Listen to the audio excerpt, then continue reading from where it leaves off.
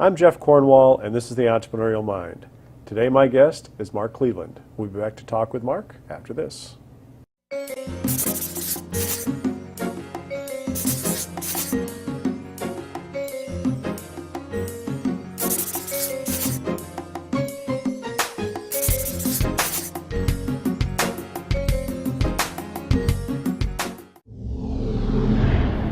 Talkopolis programming is sponsored in part by the Center for Advanced Dentistry, now serving the greater Nashville area.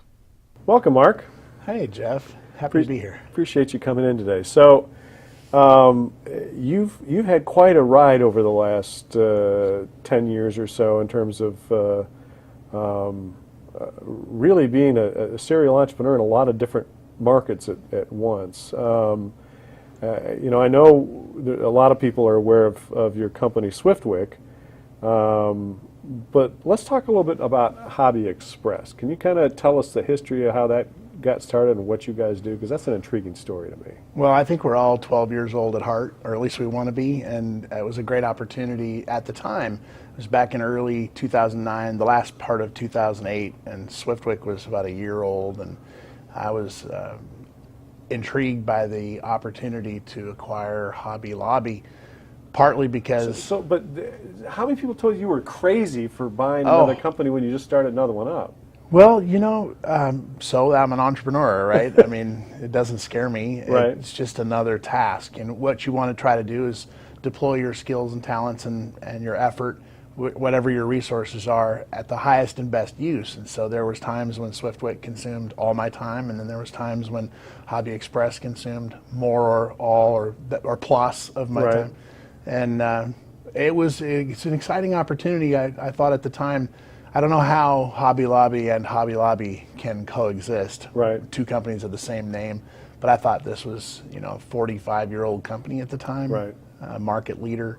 And it would be a terrific opportunity to leverage my distribution and transportation and just general business experience in a really fun space. All right. So Hobby Express. So you're basically selling airplanes. Radio controlled airplanes, trucks, helicopters, now drones. Yeah. And when we, of course, were Hobby Lobby at the time, we're Hobby Express now. Right. And that was part of the negotiation with Hobby Lobby to get some brand clarity, or is that on your own part to want to do it that way? Well, we shared the brand name for 35 years. I mean, the entire existence of Hobby Lobby stores out in Oklahoma City. Right. And took care of our customers. We had at a point in time agreed that there was no brand confusion. Right. They were in the craft business. I'm in the aircraft business. And just over time, with the emergence of social media, and the scope and scale of Hobby Lobby stores, we were a catalog company and a web sales company, and they really were a brick and mortar company. And there were a lot of things that kept us separate.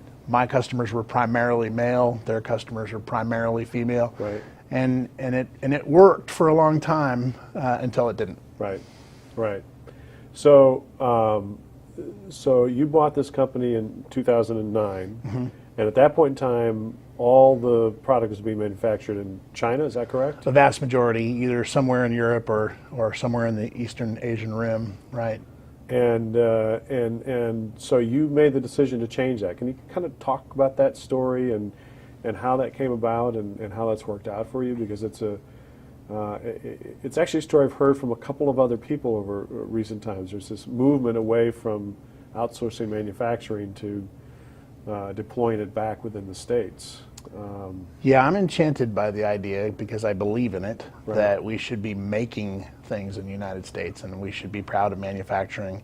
And the processes are employing people. And, Right. we kind of we make decisions as managers and leaders to outsource something, but we make another decision to send it overseas. And then there's the carbon footprint and the other impacts that people don't typically measure. Your cost of capital deployed in that extended supply chain, Right. Quality control issues that are significant. Which are huge, yeah. And by the time you add them up to real costs, it does make a lot more sense to produce quality product in the first place here in the United States as a mission, So we brought the Telemaster as the example, really our flagship product. It's probably the oldest consecutively, continuously produced balsa wood airplane kit. Okay. And it's a line of kits. So they're 24-inch wingspan and 36 and 4 feet, 6 feet, 8 feet, 12 feet. These are big. They'll take up a full fall build season, and then you'll get out there in the spring and fly it. And so the Telemaster is kind of famous in the industry. And I thought, what? That is an American originated product. It's got a long tail in terms of a brand. And it gave us a chance to re-engineer it too, to improve and use modern laser cutting technologies and more modern engineering techniques so that you can't build it poorly. Right. It's impossible to build a Telemaster poorly. And my management team at the time fought me on it, to be honest. Everybody wanted to engage in the project, but the additional cost and the risk, they're doing their job to express caution. And by the time we got done, we did sell it for relatively significantly more money than we had previously been selling the same product, but it was dramatically improved. Right. And the build experience was awesome, and the customers recognize that. And right now today I manufacture the entire kit line here in Middle Tennessee, and we're super proud of it, and I can't keep them in stock and I can't make them fast enough.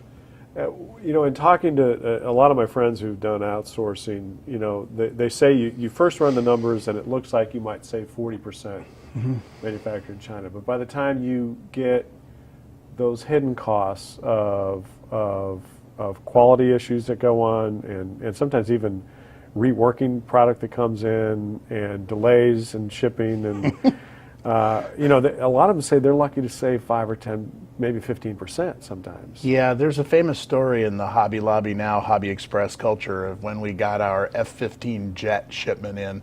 We'd been working really hard on this foam, innovative, lightweight, dual thrust vectoring jet, and it came in and they were all pink.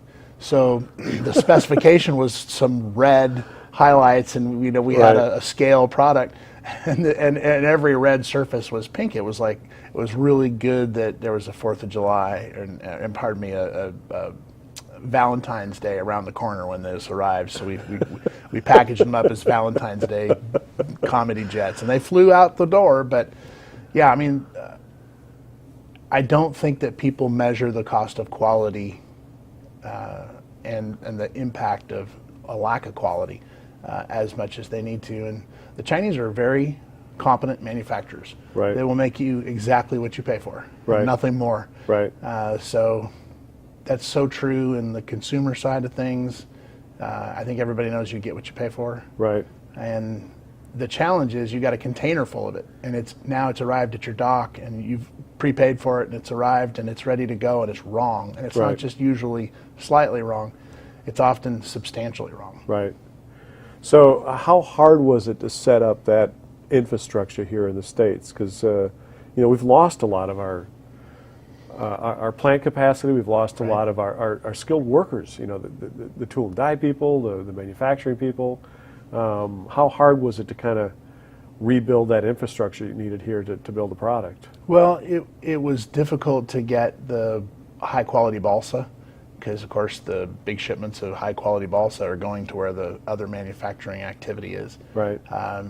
In the case of Swiftwick, the production of domestically produced socks, the biggest challenge there was to get foreign sourced raw materials out of that supply chain, because the entire supply chain leaves and goes with right. the industry. Right. So the dye and the spinners and a lot of people involved in the technology of producing textiles, those plants leave at the same time that the sock industry goes to Mexico or wherever it goes.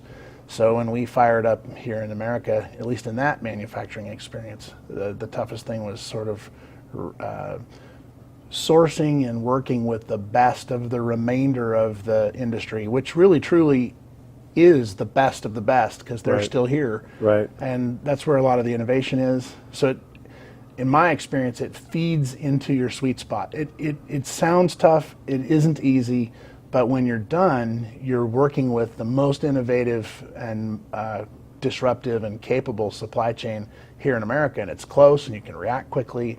I'm a big fan of manufacturing anything here in the United States. Well, the economic ripple effect from what you've done is huge, because it's not just directly in what you're doing, but all of these manufacturers and the people they touch and they deal with. I mean, there's a lot of economic development that happens with that kind of a move. And we tried to calculate what our decision to manufacture 100%, including raw materials, 100% in the United States might have in terms of that economic ripple effect. Right. And it makes you proud.